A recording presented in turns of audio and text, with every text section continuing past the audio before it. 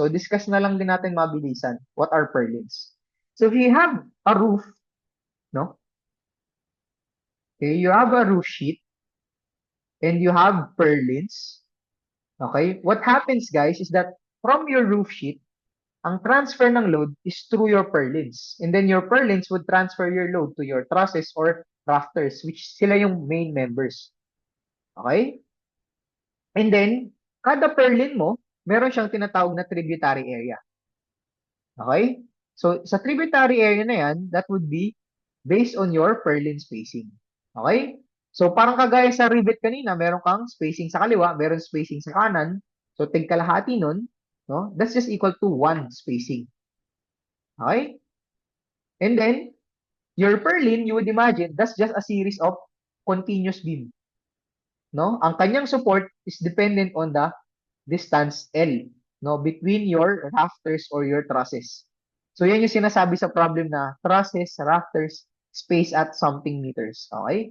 Yun yung length ng iyong purlin, no? Yun yung kanyang span.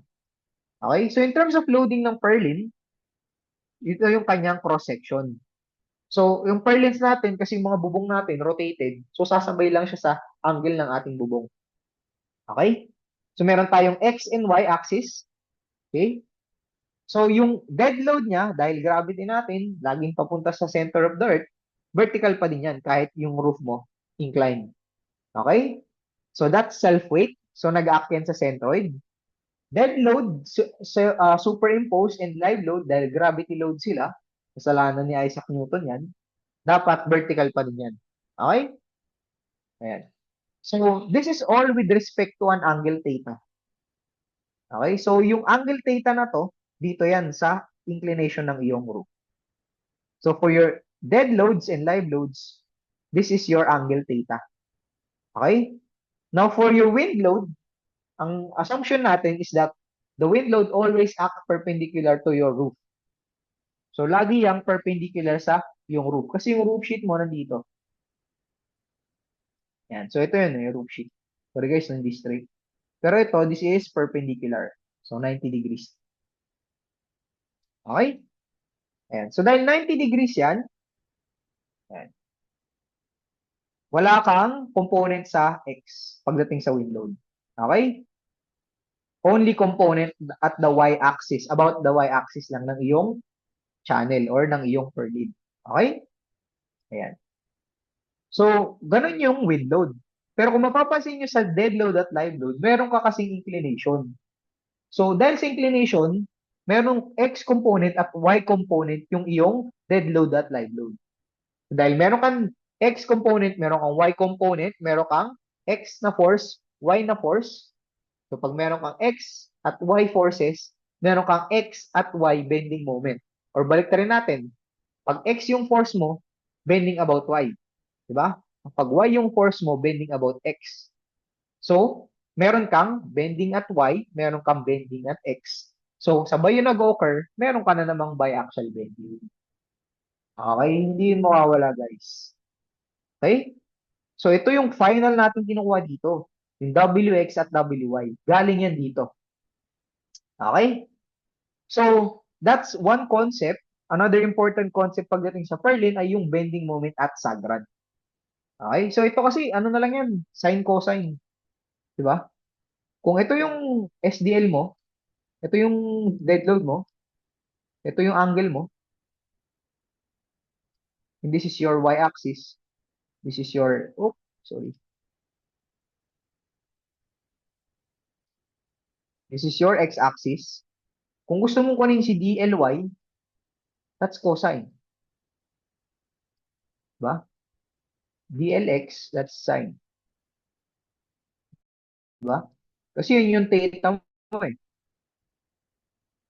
Ayan. So, yun yung force. Okay? Ayan.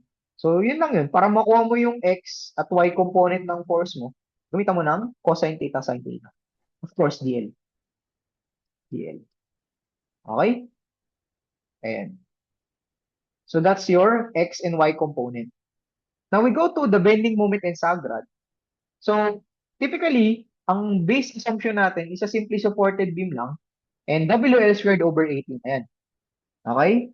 Pero guys, tandaan nyo, yung moment of inertia ng Y, napakaliit compared kay moment of inertia kay X. Okay? Napakaliit compared kay moment of inertia kay X.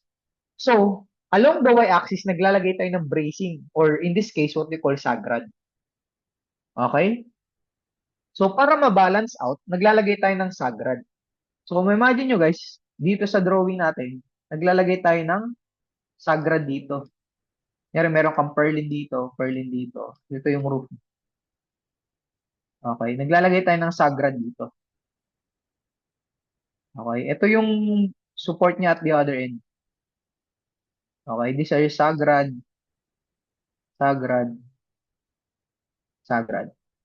Okay? Kasi pag wala yan, magbebento sobra dahil mahina yung y-axis niya, magbebento sobra. Okay? Kaya naglalagay tayo ng sagrad.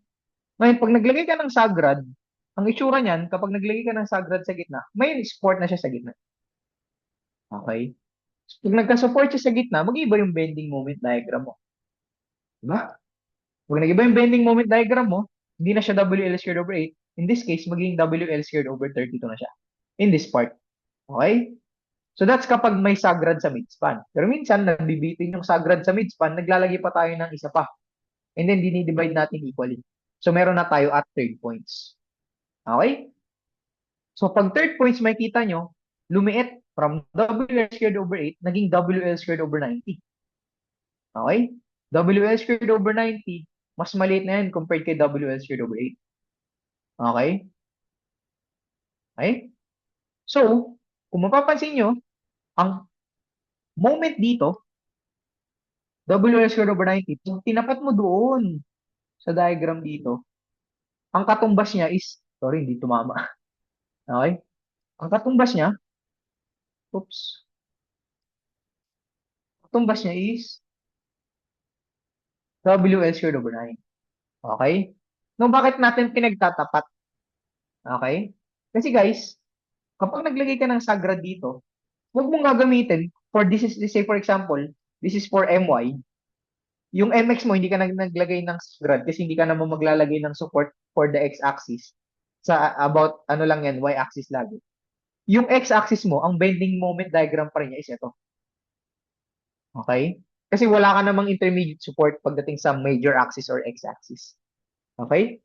So, kung ito yung MY mo, yung MX mo dapat pang tapat sa kanya, yung nakatapat sa kanya. Huwag niyong isasagad na nasa third point yung inyong MY, tapos yung MX nyo nasa midspan. Sobrang over design na yun. Okay? Ayan. So kapag gumagamit tayo ng Sagrada third points, actually may dalawang case tayo.